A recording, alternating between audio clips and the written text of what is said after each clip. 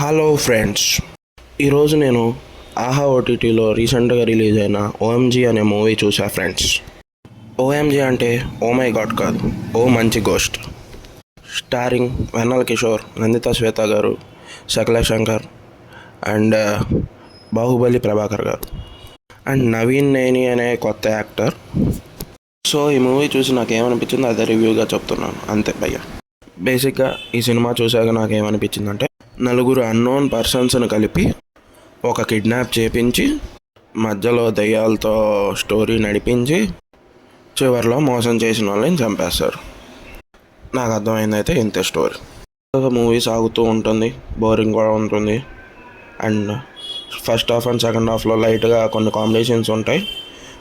So story point వచ్చేసి అది కొద్దిగా డీటెయిల్స్లోకి వెళ్తే, నార్మల్గా ఈ మూవీ ఓల్డ్ బంగ్లాలో స్టార్ట్ అవుతుంది. అక్కడ ఒక గోస్ట్ని ఇంట్రడ్యూస్ చేస్తారు.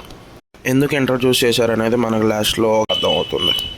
ప్లాట్ వచ్చేసి పోలీస్ స్టేషన్లో స్టార్ట్ అవుతుంది. ఇక్కడ నవీన్ నేని, శకల శంకర్ అండ్ ఇంకో ఇద్దరు గ్రూప్ విత్ ఏ లేడీ కలుస్తారు. సో నాగినేడు గారు ఈ సినిమాలో నవీన్ నేని వాళ్ళ మావయ్యగా యాడ్ చేశారు. సో ఈయన నవీన్ నేని వాళ్ళని మోసం చేస్తాడు. సో హీరో నవీన్ నేని దానికి రివెంజ్గా ఈ శకల శంకర్ అండ్ ఇందాక చెప్పిన ఇద్దరు గ్రూప్తో కలిసి వాళ్ళ మావయ్య వాళ్ళ కూతుర్ని కిడ్నాప్ చేసి సెటిల్ అవుదామని ప్లాన్ చేస్తారు. సో వాళ్ళ ప్లాన్ ప్రకారం అలా కిడ్నాప్ చేసేసి స్టార్టింగ్లో మనకి ఇంట్రడ్యూస్ చేసిన ఓల్డ్ బంగ్లాకి తీసుకొచ్చి కట్టి పెడేస్తారు. సో అలా కిడ్నాప్ చేసి తీసుకొచ్చేది నందిత శ్వేత గారిని. వాళ్ళు ఉన్న ఊరి పేరు పిశాచిపురం. ఆ ఊరికి పర్టికులర్గా ఒక స్టోరీ ఉంటుంది. సో ఆ స్టోరీ తగ్గట్టుగా మన వెన్నెల కిషోర్ గారు కరెక్ట్ టయానికి ఎంట్రీ ఇస్తారు. వెన్నెల కిషోర్ గారు అలా ఎంట్రీ ఇవ్వడంతో అందరూ అతన్నే గోస్ట్ అని ఫీల్ అవుతూ ఉంటారు. కానీ కొద్దిసేపు అయిన తర్వాత ఆయన కాదు గోస్ట్, వేరే వాళ్ళని తెలుస్తుంది. అలా కొత్త గోస్ట్ అండ్ పాత గోస్ట్ ఇంట్లో ఉన్న వాళ్ళందరితో ఆడుకుంటూ ఉంటాయి. కొత్త గోస్ట్ అనేది మన బాహుబలి ప్రభాకర్ గారి వల్ల పుట్టుకొస్తుందన్నమాట. ఆయన కూడా ఈ సినిమాలో భూతమాంత్రికుడిగానే యాక్ట్ చేశారు.